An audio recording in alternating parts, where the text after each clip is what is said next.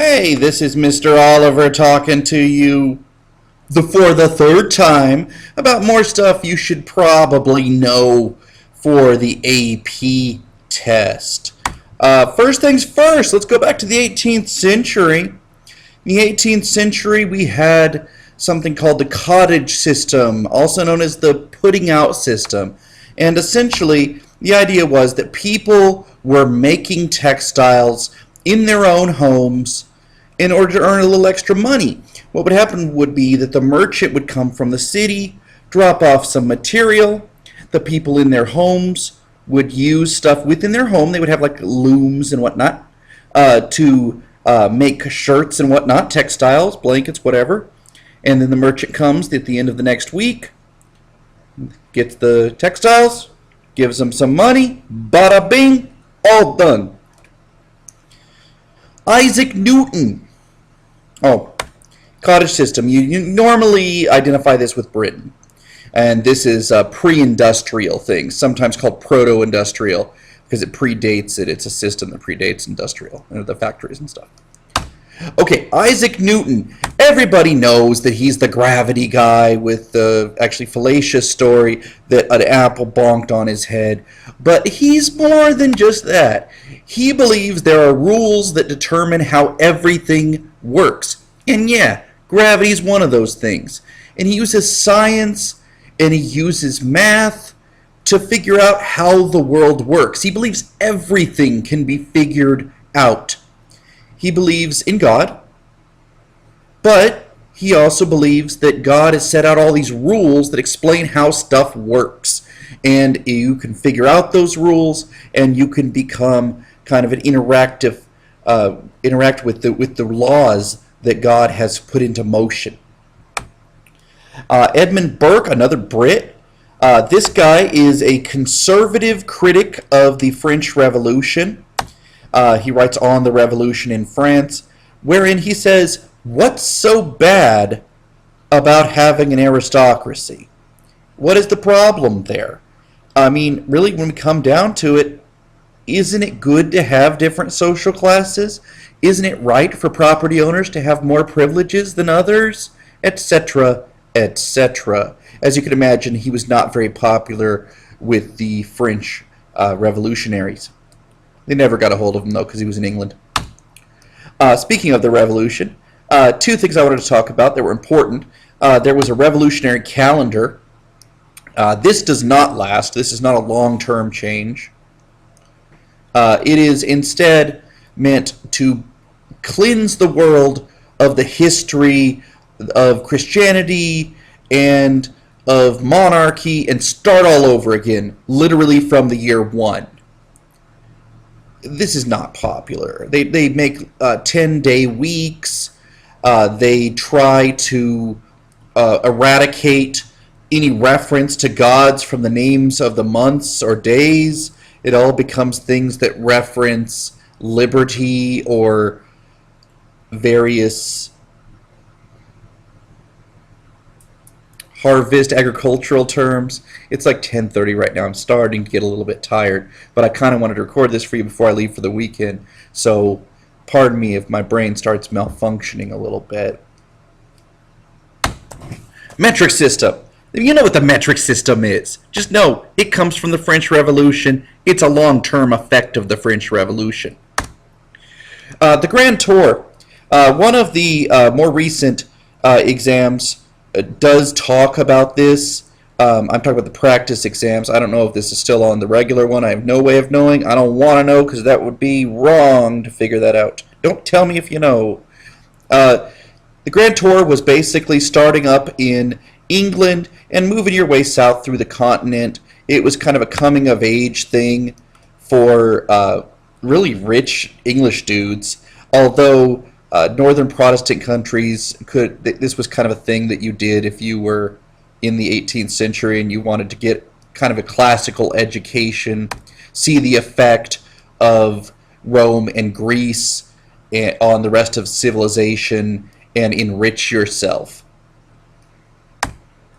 Thomas Malthus sounds like a vampire, is not a vampire, is instead kind of like an economist. I don't know why. He just sounds like a vampire to me, Thomas Malthus. He sounds like a vampire. If I ever write a vampire story about an 18th century economist, I'm gonna have Thomas Malthus as his name. He'll just be like Thomas Malthus, just a coincidence that he's also named Thomas. And maybe he'll be like Bob Thomas Malthus. So that way I don't get sued from Thomas Malthus's estate. Anyway, this guy believes that population is always going to grow faster than food supply. Therefore, the people will always end up starving, especially the poor. This is one of the reasons economics is known as the dismal science, the depressing science.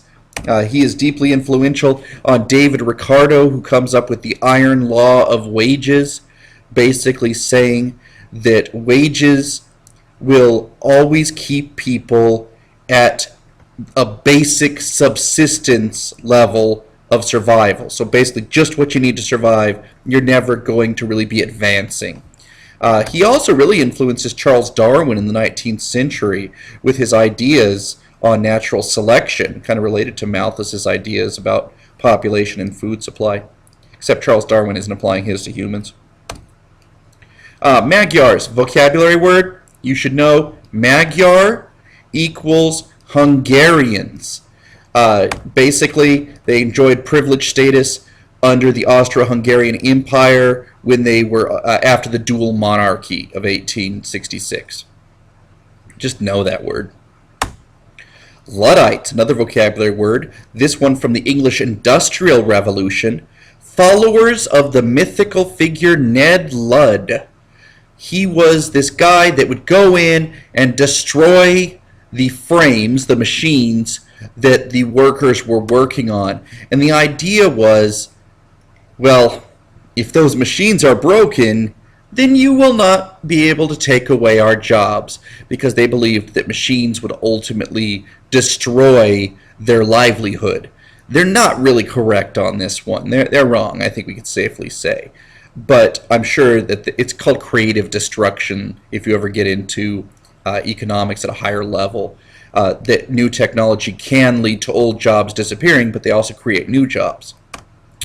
19th century liberals, the word liberal is going to appear on the AP test. You just need to know a 19th century liberal is going to be somebody who is in favor of voting rights for property owners.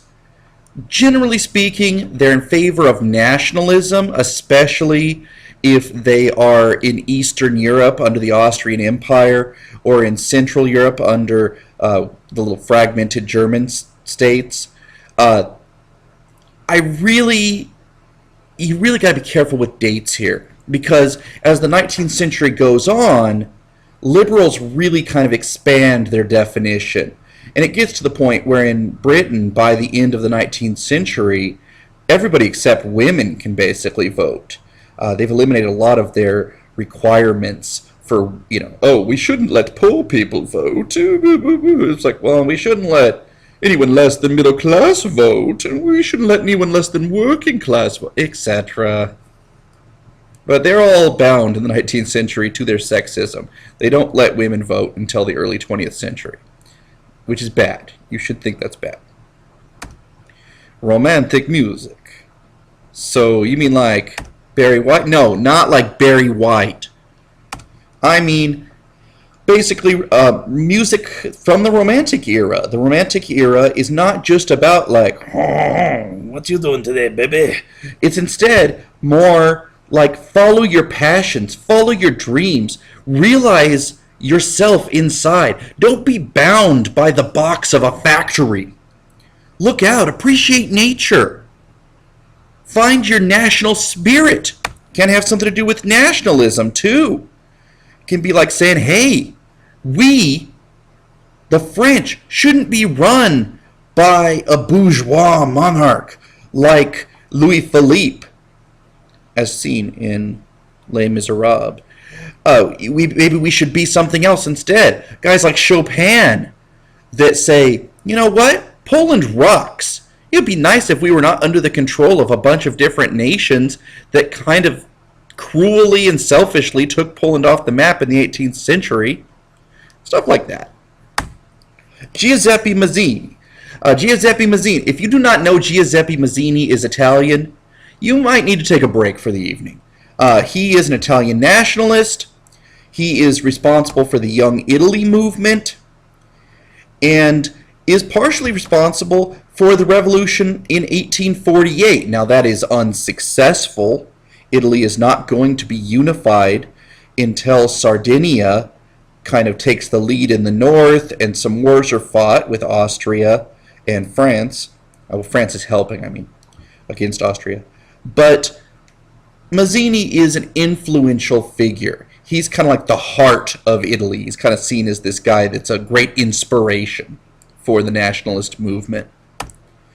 Moving over to England again in the 1800s, mid-1800s, you've got the Corn Laws.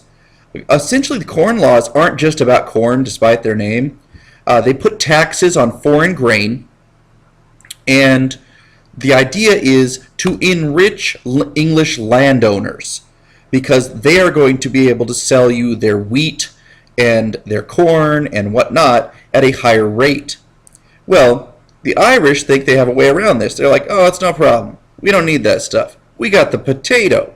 Potato crops almost never fail, except when they do. That's called the potato blight. There's several failures of the Irish potato crop. This leads to the potato famine, and the Corn Laws are repealed in 1846. They get rid of them in 1846 because the English are concerned that they might have trouble in England with starvation and famine. So they're kind of being jerks to the Irish here. That's very fair to see it that way, because all of this could have been prevented had the English landowners not been so greedy.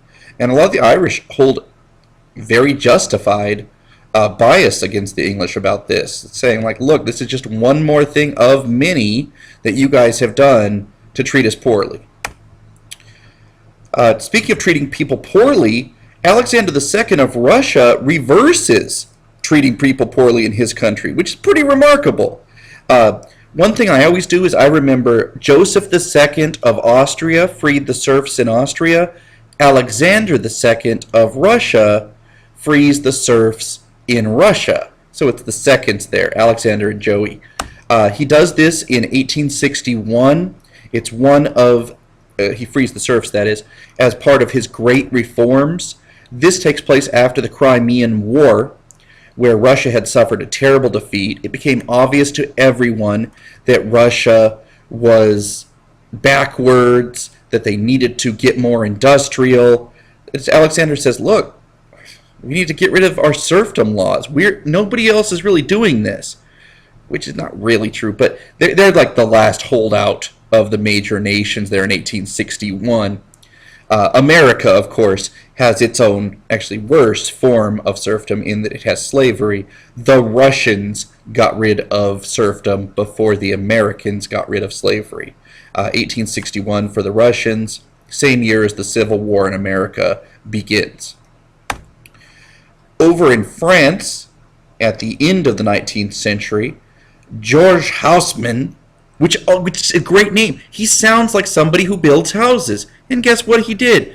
He rebuilds Paris. Napoleon III needs somebody to rebuild Paris. He wants wider avenues, a more modern city. He wants to create the beautiful city of lights that we have today. He does not build the Eiffel Tower. That'll be Alec Eiffel. That really is his name. Alec Eiffel builds the Eiffel Tower, which was originally built for a World's Fair in the 1880s.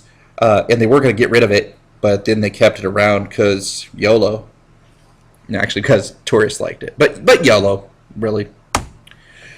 Also in France in the 19th century, the end of the 19th century, Alfred Dreyfus is accused of treason. He's accused of selling secrets to the Germans.